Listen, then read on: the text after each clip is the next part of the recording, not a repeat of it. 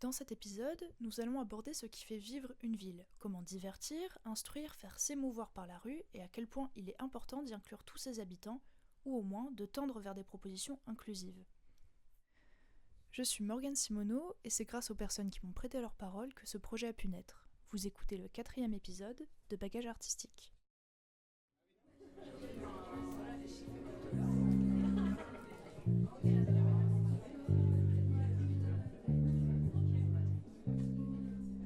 Que si on est juste dans la colère ou dans la tristesse, on s'épuise profondément. Oui, c'est ça aussi en art-thérapie. On apprend à regarder les petites choses simples, même écouter le bruit de la pluie. Les projets artistiques sans public, ça n'a aucun sens. Donc c'est aussi d'aller à la rencontre des gens et de leur proposer de jouer avec nous et de vivre des expériences avec nous. Ça, c'est le truc le plus important. Ça nous a rapprochés, ça nous a fait raconter une histoire qu'on ne connaissait même pas. On n'est jamais là par hasard.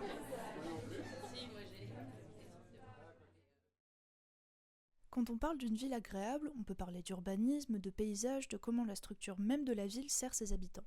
Mais aujourd'hui, on va se concentrer sur l'aspect culturel, qui n'est pas cloisonné de l'aspect précédent d'ailleurs.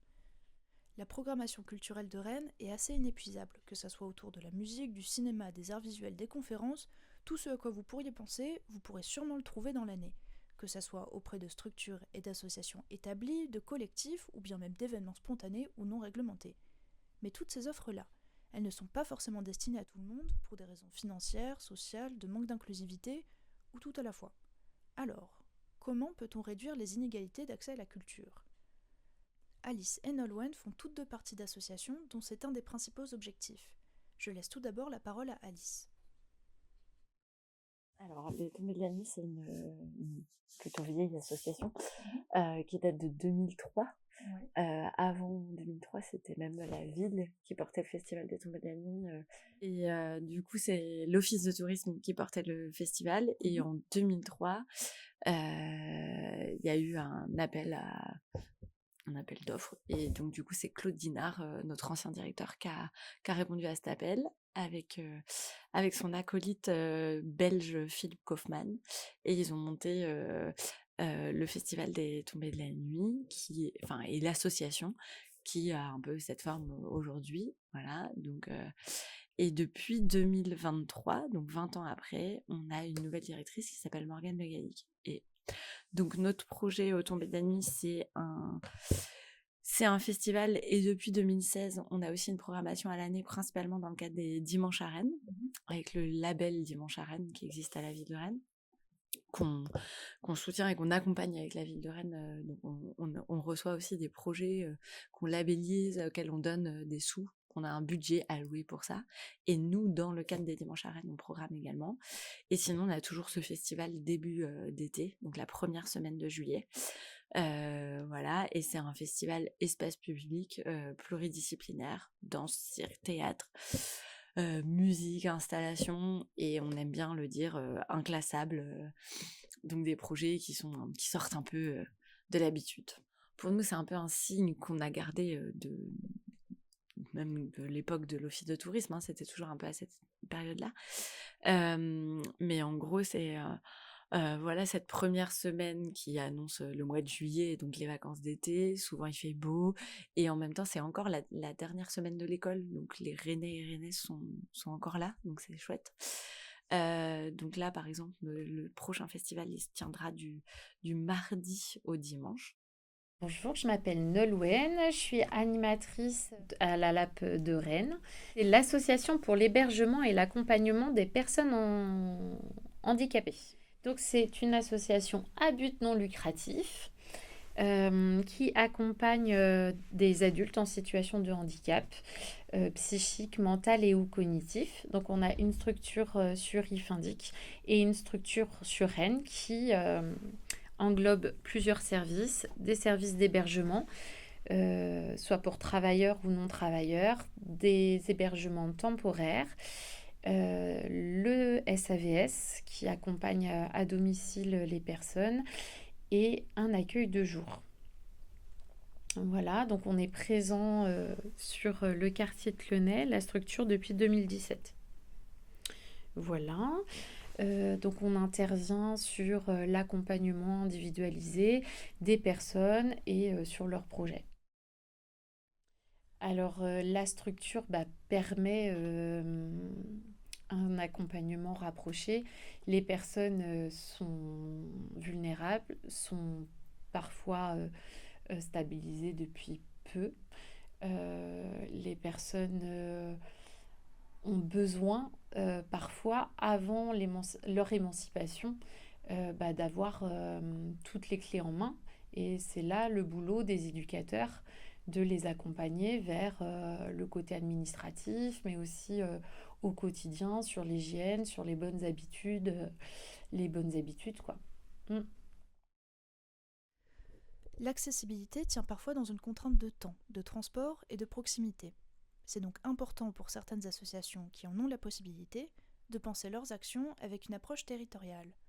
Ça peut se traduire par des nichages, c'est-à-dire l'installation de l'association dans un quartier où elle souhaite développer un projet artistique, une multiplication des lieux de spectacle comme le fait les Tombées de la Nuit, ou un rapport étroit avec d'autres associations de son quartier, comme le fait la LAP par exemple. L'accessibilité et l'inclusion ne se limitent pas à un aspect géographique. Ils sont intimement liés aux besoins spécifiques de ses habitants, qu'ils soient en situation de handicap ou non. Comment peut-on inclure les habitants dans la fabrication et la mise en place de ces projets culturels ? Et quels sont les bénéfices pour les participants et participantes qui sont habituellement exclus de la sphère publique ? Nous, on essaye de manière générale d'être très accessible à un maximum de public, on va dire ça comme ça. Après, difficile d'être universel, hein, c'est assez impossible aussi, mais en tout cas, on fait de notre mieux, j'ai envie de dire ça comme ça. D'un point de vue tarifaire, on a des tarifs très bas, voire presque 70% de la programmation, voire plus, est gratuite. Faut peut-être pas faire attention à tous mes chiffres, mais en tout cas voilà, on a principalement une programmation gratuite ou très peu chère. On essaye toujours avec la carte sortir et tout ça. On essaie d'être le plus accessible possible, toujours, même quand on trouve un lieu en dehors de la ville. Ça. Et aussi, on a un gros travail sur ce qu'on appelle en général l'accessibilité, c'est-à-dire le lien aux personnes en situation de handicap. On fait un gros travail d'accueil et d'accompagnement à cet endroit-là, qu'on développe le plus possible avec quelques exemples comme un programme en facile à lire et à comprendre qu'on a vraiment beaucoup travaillé et développé. On fait un teaser du festival en LSF pour donner la possibilité aux personnes sourdes et malentendantes de découvrir le festival, ouais, et les spectacles qui sont appropriés pour eux lors du festival, voilà. Et puis à l'année aussi, c'est quelque chose qu'on essaie de faire le plus possible. Avec le projet de Morgane aussi, on va de plus en plus vers les écoles. Donc on travaille aussi ce lien à un public qui pourrait ne pas être notre public d'habitude, mais de le rencontrer par les écoles, du coup, il apprend à nous connaître et parfois il vient au spectacle. Voilà. Et nous, on a une casquette aussi qui fait partie de notre ADN, c'est qu'on travaille aussi énormément avec des publics complices, qu'on appelle les habitants complices, qui est un grand vivier de personnes. Aujourd'hui, je crois que quand j'écris à 450, voire plus personnes. Alors, il n'y a pas 450 personnes qui me répondent à chaque fois, mais en tout cas, voilà, on a un vivier de personnes qui gravitent autour des Tombées de la Nuit et qui vont venir. Alors, c'est pas des bénévoles. Nous, on n'a pas de bénévoles à proprement parler. Mais on a des personnes à qui on propose des aventures artistiques, des complicités artistiques. Donc c'est toujours dans ce sens-là. Donc ils vont participer et devenir danseurs le temps d'un spectacle ou être acteurs dans une pièce. Enfin voilà, on les fait vivre des expériences. Voilà. Et donc ça, c'est un chantier qui des fois est un peu au calme et qu'on relance régulièrement. Là, on va faire une grande relance bientôt. Dans le projet, le but, c'était d'aller voir les habitants du quartier. Et oui, et en fait, nos résidents sont des habitants d'un quartier et ne sont pas que des résidents d'une structure. Donc, ils ont été mis en avant en tant qu'habitants et non résidents et non personnes porteurs de handicap. Et ça, c'est important. Et puis, ils ont participé à de l'affichage avec d'autres habitants. Ils ont pu participer à un vernissage à l'extérieur de la structure. Le but étant de plus en plus de les inclure dans leur quartier et de leur faire comprendre que, en tant qu'habitants de leur quartier, ils peuvent participer à tous ces événements-là Oui, et être partie prenante. Mais c'est vrai que ces projets-là et qui nous permettent de travailler sur le quartier ont vraiment permis aux habitants de connaître la LAP, de connaître nos résidents, de connaître leurs voisins. Et de plus en plus, on est sollicité par les assos, que ça soit l'Antipode, le BAM, le centre social, un collectif d'habitants pour créer un temps pour le carnaval de Rennes. On est sollicité pour participer. Et ça, c'est vraiment chouette. Ces petits, entre guillemets, ces petits temps artistiques dans le quartier nous permettent aux résidents d'exister en tant qu'habitants, en tant que voisins, et d'être connus, d'être reconnus, et après de pouvoir être vraiment dans l'inclusion. Ça, c'est vraiment riche. À la base, les dimanches à Rennes, c'est une décision politique. Il y avait beaucoup de Rennais et Rennaises, on va dire que c'est remonté un peu aux oreilles de Madame la maire, de dire que la ville était un peu morte le dimanche et que donc du coup il y avait beaucoup de commerçants qui disaient bah nous on pourrait rouvrir la ville le dimanche, nos magasins et tout ça. Mais la maire, étant une maire de gauche, a dit ben non, on va pas animer la ville par le commerce, mais on va l'animer par le sport et la culture. Ce que je trouve être une très bonne idée personnellement. Et donc voilà, et elle a créé le label Dimanche à Rennes qui permet de soutenir des projets, comme je disais, accessibles à tous le dimanche. Nous, disons que les Tombées de la Nuit ont été sollicités par la ville parce qu'on a cette étiquette, on n'a pas de lieu, nous. Donc on a l'habitude soit d'aller dans l'espace public, qui est notre cœur de métier, mais soit en hiver, t'imagines bien qu'on ne va pas spécialement aller dehors faire un spectacle de 2 heures pour les spectateurs, ce serait un peu dur. Donc du coup, on s'invite un peu chez les différents partenaires, donc on a une assez grande connaissance du territoire. Et donc la ville nous a estimé, et je pense justement qu'on était assez experts pour en tout cas aller à la rencontre des différents partenaires, savoir comment les conseiller, tout ça. Donc ça s'est plutôt fait comme ça. Je dirais que clairement, ça marche super bien. Enfin, à notre endroit, quand on programme le dimanche, il y a quand même, on se rend compte, c'est vrai que les gens ont envie de vivre des choses le dimanche, donc on est très content parce qu'il y a du monde au rendez-vous. Mais après, c'est pas toujours facile à tous les endroits. Pour travailler avec les scolaires, le dimanche, c'est pas la plage horaire la plus facile. Mais en tout cas, c'était un challenge qu'on a trouvé chouette de relever et qu'on a plaisir à relever. Et le fait d'avoir aussi une programmation à l'année, ce qui n'était pas à la base de l'identité des Tombées de la Nuit, ben, c'est plutôt chouette. Ça fait des rencontres plus souvent avec les gens. Bon, c'est notre travail. C'est notre but de faire le plus de rencontres et de proposer des choses aux gens. Avant 2016, il n'y avait que le festival. L'équipe était beaucoup plus réduite et elle se gonflait à partir du mois de mars, je dirais février-mars. Et en fait, il n'y avait qu'un travail pendant juillet, quoi. Il y avait des travails un peu en amont, mais souterrains, quoi. La face visible de l'iceberg, c'était vraiment le mois de juillet, quoi. Nous, on programme les dimanches, mais on programme aussi, ça arrive que des fois, il y a des projets qu'on a trop envie de faire, et puis les compagnies sont pas dispo le dimanche, bah, on va pas dire, bon bah non, désolé, nous on travaille que le dimanche. Enfin, voilà, ça arrive qu'on fasse des trucs en semaine quand ça a du sens et qu'on a vraiment envie que ça se fasse, quoi. Alors là, vraiment, en fait, j'ai écrit un article pour le rapport d'activité pour le département et vraiment j'ai mis l'accent que pour moi l'inclusion passe aussi par la participation et c'est mettre en avant leurs capacités, parce qu'ils en ont plein, leurs difficultés, mais en fait, ils sont accompagnés pour évoluer. Et c'est mettre en avant tout ce que la vie n'a pas encore mis en lumière chez eux.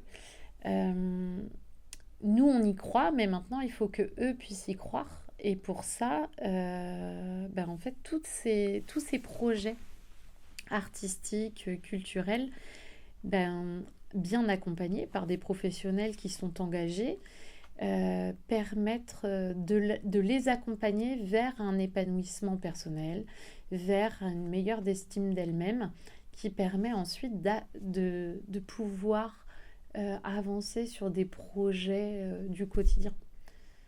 Voilà. Le projet Respire a pu permettre de mettre en évidence à travers la pratique sportive ou la pratique au quotidien de l'effort, que malgré leurs difficultés, il y avait une histoire aussi. Il y avait une histoire, et il y avait des capacités, et il y a un vécu à valoriser. Tout à fait. Tout à fait. Ils ne sont pas que handicapés. Ils sont avant tout des personnes, des individus à part entière, avec, comme nous tous, des difficultés et beaucoup de capacités à mettre en lumière. Dans le climat socio-économique actuel, de nombreuses associations sont forcées de fermer leurs portes suite à des coupes budgétaires. Ces associations n'ont pas été fondées pour rien et portent pour la plupart des besoins essentiels non couverts par l'État. Elles ne fonctionnent pas dans une bulle, chacune fait partie d'un réseau, comme pourraient l'être les racines d'un arbre. Et en faire plonger une en emporte parfois d'autres. Comment s'organisent-elles et sur quoi reposent-elles précisément pour continuer à vivre ? C'est important pour essayer d'avoir un peu de poids, mais en fait, ça c'est mon expérience, c'est que là, ça ne suffit pas pour avoir notamment les financements. C'est pas simple. C'est pour rentrer dans le cadre, pour avoir les financements, ça suffit pas d'avoir et l'artiste. Il faut maintenant en fait, c'est une triangulaire qu'il faut avoir. La structure santé médico-sociale, la structure culturelle et les artistes.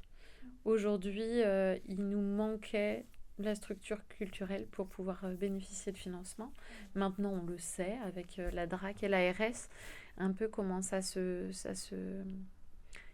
fait. À voir pour les prochaines années ce qui peut se mettre en place. On a de la chance d'être à côté de l'Antipode. Voilà, qui permettra sûrement d'ouvrir vers de nouveaux horizons, de nouveaux projets. Maintenant, auprès de la ville de Rennes, c'est toujours intéressant pour les petites associations comme nous de s'associer à des structures artistiques, des associations artistiques pour pouvoir mettre en avant les engagements dans les quartiers, tout ça. À mon sens, ça ne suffit pas encore. Après, j'ai invité quelqu'un de la ville de Rennes le mois prochain pour essayer de comprendre où est-ce qu'il faut rentrer, dans quelle case il faut rentrer, sur quoi je dois m'appuyer, voilà. Mais bon, la ville de Rennes, je pars pas négative, la ville de Rennes quand même nous a sollicité pour mettre en avant quand même le travail fourni à la semaine, à participer à la semaine du handicap au mois d'octobre, début octobre, en mettant en avant une représentation du laboratoire théâtral. Donc ça a été fait un samedi après-midi dans le local 360 là. C'est déjà un premier pas. Voilà, faut se dire que quand même cette semaine du handicap, elle est plutôt intéressante et elle est nécessaire. Et je pense qu'il y a une volonté quand même municipale de mettre en avant ces initiatives. Il y a des coupes, c'est sûr. La culture n'est pas à sa plus grande forme olympique. Mais ouais, on a eu des coupes, nous aussi. Après, dans une région qui est quand même plutôt préservé, j'ai envie de dire, où les politiques publiques sont quand même assez à l'écoute et dans l'envie qu'on soit encore vivant demain. Voilà, donc on a plutôt de la chance à cet endroit-là. Les couples, on fait moins de programmation, voilà, c'est tout, c'est comme ça. Donc il y a moins de spectacles, les gens peut-être vont se dire « Oh bah tiens, on les voit moins », bah voilà, c'est sûrement dû à ça. Après nous, faut quand même aussi dire qu'on avait un budget confortable, donc on a encore un budget carrément correct par rapport à certains autres acteurs du territoire, donc on est encore capable de travailler et de faire des choses, voilà. Donc c'est difficile et le milieu va pas bien et on le ressent vraiment beaucoup, mais on peut encore travailler. Créer un événement pour et avec ses habitants, autre que de faire naître des liens, ça permet de replacer l'habitant comme acteuriste de la vie culturelle de son quartier. Ce ne sont plus que des rues, des places simplement traversées et utilitaires, ce sont des espaces vivants. Alice le dit très bien, c'est le cœur du métier. On a précédemment abordé la grande importance que tiennent les partenaires culturels et artistiques dans l'épanouissement d'une association. Mais concrètement, ça peut ressembler à quoi ? Chez la LAP, les résidents et résidentes ont été encouragés à prendre part et à représenter une pièce de théâtre, avec le soutien bienveillant et porteur de la compagnie Cali & Co et de leur metteur en scène Massimo Dean. Kevin va nous partager son expérience. C'est un projet qui était très bien pris par Massimo, par Nolwenn, par les personnes qui remplaçaient. Et c'est un projet que j'ai aimé beaucoup et j'ai hâte de recommencer en fait bientôt. Ouais, oui, parce que vous allez le refaire. Ouais, mais je sais pas quand, mais normalement je crois que c'est en mars ou je sais plus trop quoi qui disait. C'est en fait le théâtre qu'on a fait, c'est en parlant d'une histoire d'un livre que Massimo nous a fait lire. Et en fait l'histoire c'est une dame qui a vécu toute sa vie dans la guerre et de la guerre jusqu'à Paris. En fait, c'est une histoire qui raconte de toute sa vie jusqu'à Paris quand il était là. Et le livre, c'est elle-même qui l'a écrit. Ouais, ça m'a touché beaucoup parce que ça parle de trucs au début tristes et après c'est un truc qui est bien pour elle après plus tard. En fait, au début, on s'est entraîné plusieurs fois pendant une année et après, petit à petit, on arrivait à s'habituer. Bon, on faisait des lectures devant tout le monde. On a fait devant le foyer. On l'a fait, je crois, à l'Antipode. Ouais, je m'en rappelle plus. Et en ville. Peut-être je suis pas le seul. On est tous hâte. Tout le groupe qui était, il est hâte. Et ça a permis de vous rapprocher, je sais pas comment vous êtes proches. Non, parce qu'en fait, à part une personne qui fait pas partie du foyer qui était venue faire l'histoire avec nous, ça nous a rapprochés. Ça nous a fait raconter une histoire qu'on ne savait même pas. Même moi qui faisais du théâtre dans le foyer avant, c'était pas la même chose que quand on faisait avec Massimo. Parce que Massimo, c'est une histoire qui est beaucoup plus complète parce que c'est une histoire avec la dame qui faisait pas partie ou qu'on faisait le théâtre au foyer. On faisait pas des spectacles longtemps. Et là, avec Massimo, on a fait beaucoup plus de choses. On a fait les spectacles devant plein de personnes. Et c'est ça qui m'a beaucoup, beaucoup ému. Et comme je veux dire, c'est que je remercie beaucoup. Je ne pourrais jamais dire autant, mais Massimo m'a fait voir d'autres choses et ça m'a beaucoup, beaucoup plu. À le théâtre, ça fait rencontrer d'autres personnes. C'est grâce à Nolwenn, c'est quand même Nolwenn qui a eu ça avec Massimo. Et après, quand il nous a raconté qu'on devait faire un spectacle, pas un spectacle, mais comment dire ça, en représentation. Non, avant la représentation. Les entraînements. Ah oui, les répétitions. Non, répétition, merci. Et ça m'a beaucoup, beaucoup plu. Et j'ai hâte de recommencer avec lui. C'est quoi la différence pour toi entre aller voir un spectacle, parce qu'on a un partenariat avec TNB, tu veux dire entre le théâtre qu'on fait et le spectacle? Entre toi qui vas voir du théâtre et toi qui as la possibilité de jouer. Il n'y a rien, c'est la même chose, c'est voir un spectacle et voir du monde, faire montrer le truc qu'on a fait devant plein de personnes. Et voir un spectacle, c'est presque la même chose, c'est juste que c'est différent, ça veut dire, nous on le regarde, et quand c'est nous qui le font, c'est eux qui nous regardent. Et c'est ça qui est bien. Ça nous apprend et j'ai hâte de recommencer. Beaucoup même, avec le même groupe, j'espère.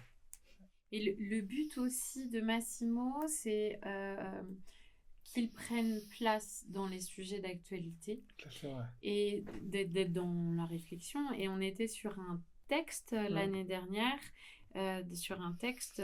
C'était quoi déjà le titre? C'est moi qui l'ai donné, mais... Ça s'appelait Une étoile sur ma frontière. Ah ouais, c'est moi qui l'ai dit, ouais. Voilà, et c'était un texte tiré de Zaatar, qui était un poème sur une jeune Libanaise qui a vécu l'exil, la guerre, l'exil en France, tout ça. Et ça a l'exil jusqu'à qu'il arrive à Paris. Ouais. Je crois que c'est à l'école, je sais plus trop comment ça s'appelle. Et ça a permis aussi aux résidents d'échanger sur des sujets où on ne leur demande pas leur part de... pas d'avis, mais de pouvoir réfléchir à ce qui se passe dans le monde. Voilà. C'est simple aussi. Ouais, c'était une histoire que j'ai beaucoup, moi. Il faudrait qu'il me prête son livre là, pour relire. Oui, puis c'est une personne qui est pas à l'aise avec la lecture. Et du coup, là en fait, c'est pas que ça l'a réconcilié, mais ça lui a permis de se dire que les choses sont pas impossibles. Et donc ça, c'est chouette. Pour beaucoup, sur la prise de parole, sur le fait pour une jeune femme là qui faisait partie du groupe, c'est de se dire ma voix peut porter, on peut m'entendre, et ça c'est chouette. Et en fait, sa tonalité de voix a évolué en 8 mois parce qu'en fait, on l'écoutait, Massimo l'a poussé à dire les choses, à porter de sa voix, et ça a vraiment changé quelque chose chez elle. Parce que pour le coup, effectivement, on s'est dit que c'était vraiment ce projet-là, un atelier, c'était considéré comme un atelier thérapeutique. Parce que ça a une influence sur leurs symptômes, de leur pathologie psychiatrique, quoi. Ça a un impact positif. Et puis, on a vu le bienfait, c'est que leur pathologie ne leur permettent pas toujours de s'inscrire dans le temps parce que les symptômes, ça vient, ça va, ça vient. C'est dur à vivre au quotidien. Et en fait, là, de savoir qu'ils étaient attendus par un professionnel, c'est un metteur en scène, c'est... Voilà. Et ça a beaucoup motivé. Et il y a eu très, très peu d'absentéisme, alors que... c'est des gens qui ne travaillent pas du fait de leur absentéisme ou parfois les activités ça tient pas, et là vraiment ça a tenu, c'est chouette. Les artistes de la compagnie étaient présents dans l'association pendant 6 mois, donc ils ont pu aussi découvrir ce qu'est une structure d'hébergement, une structure accompagnante. Ils ont pu les côtoyer sur des temps comme les temps de restauration, les pauses clopes. Et donc, on a un nouveau projet pour réitérer cette expérience théâtrale à partir du mois de mars. Alors, c'est Massimo qui souhaite donner la chance à d'autres personnes, pareil, des personnes vulnérables par leur situation de précarité ou leur handicap, la possibilité de les inclure dans ce groupe-là. Et donc voilà, c'est de là que ça va s'agrandir. Et ce qui est chouette, c'est que je fais partie du groupe et de la troupe de théâtre. Alors, on a évolué ensemble parce que j'étais novice aussi. Et donc, partager ces temps-là avec eux, et d'être au même niveau. En fait, je ne suis pas une savante, je suis aussi une apprenante comme eux. Et du coup, vivre les choses ensemble, ça a permis vraiment de faire groupe, d'instaurer une cohésion qui est importante. Ah, ça, c'est vraiment le cœur de notre métier, mais carrément. Enfin, moi, je viens plutôt Enfin, avant, je travaillais plutôt en salle et en lieu culturel, dans la danse contemporaine, donc un peu différent. Et vraiment, la rencontre avec l'espace public, c'est assez chouette parce qu'on va toucher un public qui nous suit et qui est aficionados des tombées de la nuit, mais aussi on va toucher le badaud du coin qui va passer sur la place et qui va dire waouh, qu'est-ce qui se passe et tout ça. Et ça, c'est génial parce que ça crée vraiment de la découverte. On va à la rencontre des publics, mais sans. Enfin, un peu à nos dépens, quoi. Enfin, ça se crée tout seul, donc c'est assez jouissif. Et puis ça permet, voilà, d'aller se balader. Quand on va en quartier, on touche pas le même public. Quand on est au Parlement, en plein cœur de ville, on va toucher aussi un public plus passant qui est là pour faire les magasins. Enfin voilà, c'est autre chose. Mais oui, c'est jouer avec la ville, c'est un peu notre cœur de métier et c'est vraiment très fun. Porter les projets artistiques, mais les projets artistiques sans public, ça n'a aucun sens. Donc c'est aussi d'aller à la rencontre des gens et de leur proposer de jouer avec nous et de vivre des expériences avec nous. Ça, c'est le truc le plus important. C'est hyper important en fait, et puis encore plus aujourd'hui, je crois, d'être présent avec la culture et d'apporter un peu de joie ou de magie, où tout n'est pas toujours joyeux de créer un temps un peu hors du temps. Ça, c'est chouette. On propose des spectacles un peu partout dans la ville. Là, on va rester dans la ville et le centre-ville, mais aussi on va aller, je l'espère, de se balader un peu en quartier, plutôt du côté de Morpa. Il va y avoir plein de choses, du théâtre, de la danse, du cirque, voilà. On a des grosses formes. Je sais pas trop encore si j'ai le droit de faire des petits teasers et d'annoncer la programmation. Alors, on programme un gros spectacle qui va venir, qui a fait vraiment le buzz un peu partout et qui s'appelle Les Gros patinent bien.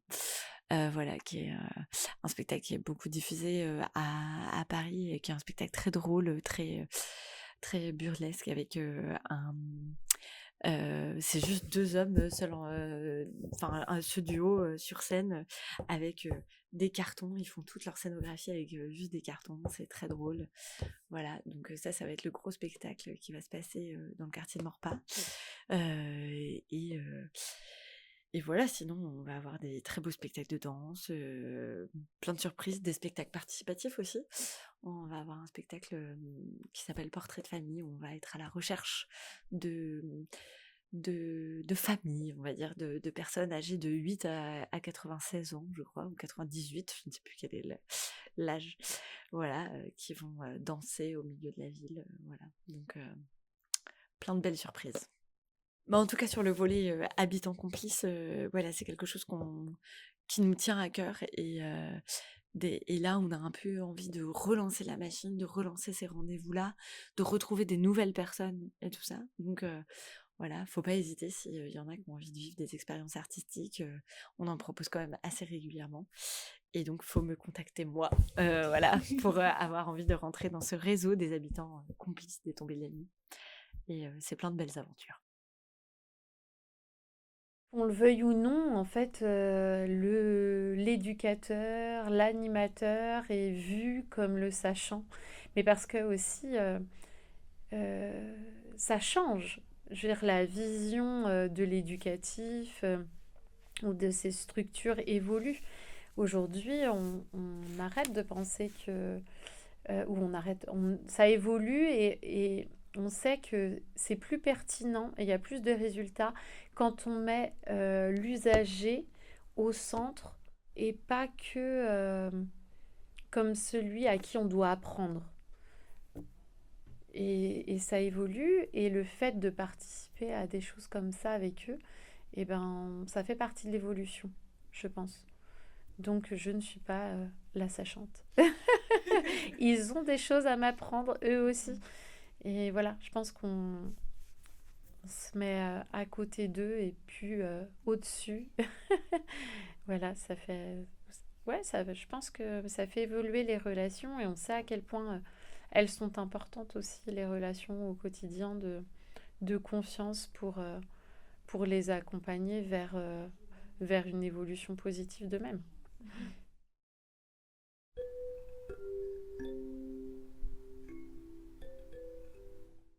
Vous Vous avez écouté le 4e épisode de Bagage Artistique. Un grand merci à Alice, Nolwenn et Kevin.